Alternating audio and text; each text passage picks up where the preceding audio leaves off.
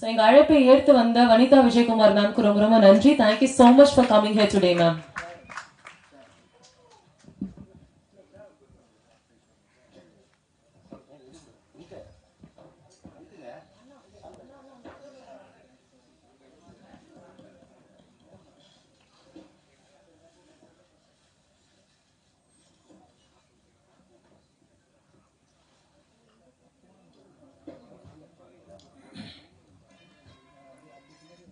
Sri Poovayamman movies Salem வேங்கை ஏனார் அவர்களின் தயாரிப்பில் நம்முடைய நண்பர் பிரேம்நாத் அவர்களின் இணை தயாரிப்பில் இங்கு பிறந்து தெலுங்கில் கொடிகட்டி பறக்கும் இயக்குனர் அம்மா ராஜசேகர் அவர்கள் இயக்கத்தில் வெட்டு திரைப்படம் தமிழகத்தில் உங்கள் முன்பாக இன்று அறிமுகம் செய்யப்படுகிறது.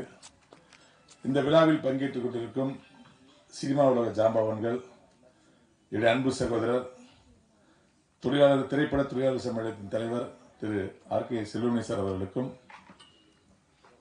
மூத்த இயக்குனர், ஒரு பெரிய இயக்குனர், ஒரு பெரிய ஹீரோ இருவரையும் உருவாக்கிய பிரம்மா இயக்குனர் கஸ்தூராஜா அவர்களுக்கும்,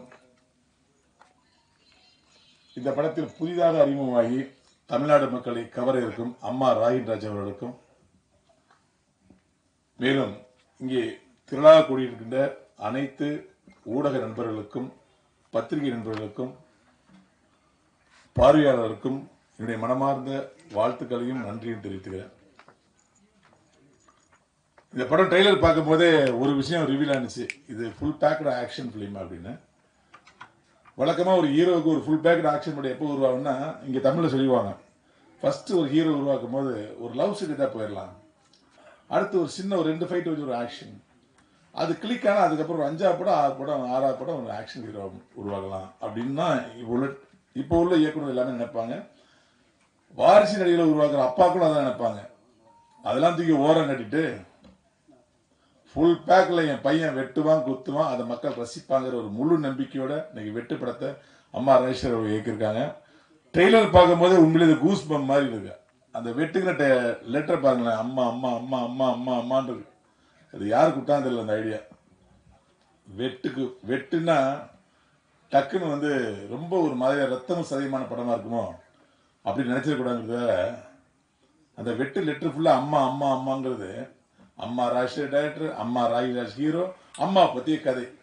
இந்த ஒரு அம்மா சென்டிமெண்ட்டுக்காக இந்த படம் தமிழகத்தில் மிகப்பெரிய வெற்றி பெறும் போது அதுக்கு மனமார்ந்த வாழ்த்துக்கள்.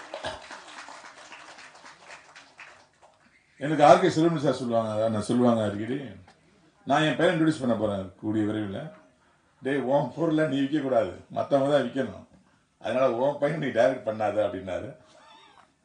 சரி, நான் அவருடைய அன்பு ஆணை எப்பயுமே கேட்டு தான் நடந்துட்டு இருக்கேன். எனக்கு பெரிய வெல்விஷர் சினிமாவில் எனக்கு இருக்கிற 2-3 வெல்விஷர்ல முதன்மையான வெல்விஷர் ஆர்.கே. செல்வமணி சார்.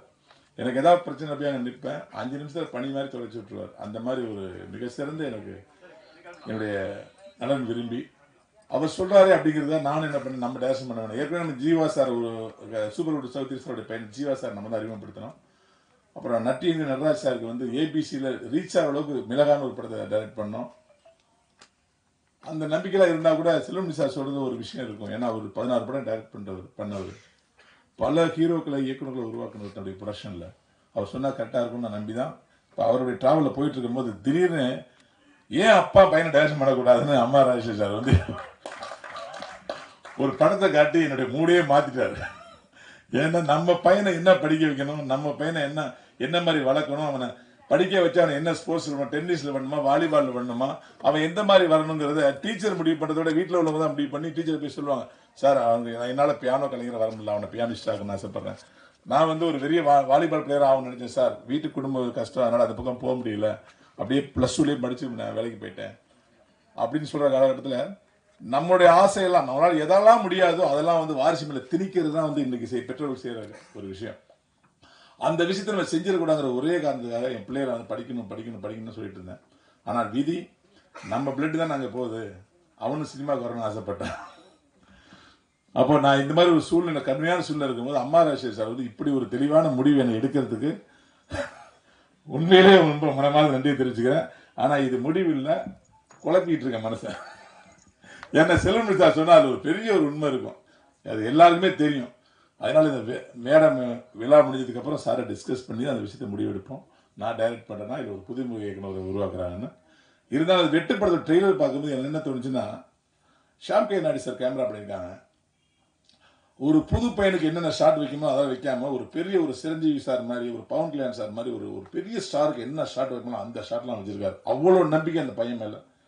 ராகின்ராஜ், உண்மையிலே உங்க ஹைட்டு, உங்க அழகு, இதெல்லாம் வந்து உண்மையிலே நீங்க ஒரு பேன் ஸ்டார் ஆயிடுவீங்க, கன்ஃபார்மாக தெரியுது. நான் பேருக்காக சொல்லலை, சில சமயம் மைண்ட்லேருந்து உதிக்கும். தனுஷ் சார் வந்து இவ்வளவு ஹீரோ வரணும் யாருமே நம்பியிருக்க மாட்டேங்க, அவங்க அப்பா நினைச்சார். அந்த நினைப்பு தான், அந்த எண்ணம் தான், எண்ணம் போல் வாழ்க்கைம்பாங்க, அந்த எண்ணம் தான் ஜெயிக்கும். அவ்வளோ பெரிய ஆக்ஷன் தான் என் பையன் பண்ணுவான். ஒரு பெரிய ஆக்ஷன் ஹீரோ நிற்பான், பேன் ஸ்டார் ஹீரோ நிற்பான், ஒரு யஷ் மாதிரி நிற்பான், ஒரு ஒரு ஷாருக் கான் மாதிரி நிற்பான். ஒரு நம்பிக்கையில் நீங்கள் எடுத்துறீங்க. இந்த படம் ஒரு மிகப்பெரிய வெற்றியை உங்களுக்கு கொடுக்கும். இந்த விழாவில் கலந்துக்கிட்ட ராதா மேடமாக இருக்கட்டும், விஜய் மேடமாக இருக்கட்டும், அப்புறம் நம்ம முத்துக்கால் அண்ணன், விஜய் கணேஷ் அவர்கள், கிங்காங் அவர்கள், அப்புறம் கராத்தே ராஜா அவர்கள், அனைவருக்கும் என்னுடைய மனமார்ந்த வாழ்த்து தெரிவிச்சுக்கிறேன். இன்னைக்கு இந்த விழாவில் வந்து ப்ரெஸ் கம்மியாக இருக்கு. இங்கே உள்ள விஐபிகள் வந்து 3 நாள் விஐபி தான் வந்திருக்காங்க. ராகின்ராஜ், உன்னுடைய அடுத்த படம் ரிலீஸ் ஆகும்போது இங்கே ஒரு 500 கேமரா இருக்கும். இங்கே விஐபி எல்லாம் ஒரு 50 விஐபி இருப்பாங்க, இடம் கிடைக்காம கீழ் முள்ள பார்ப்பாங்க. அதெல்லாம் நடக்கும், நடந்தே தீரும். கடவுளை வேண்டி விடைபெறுகிறேன். நன்றி, வணக்கம்.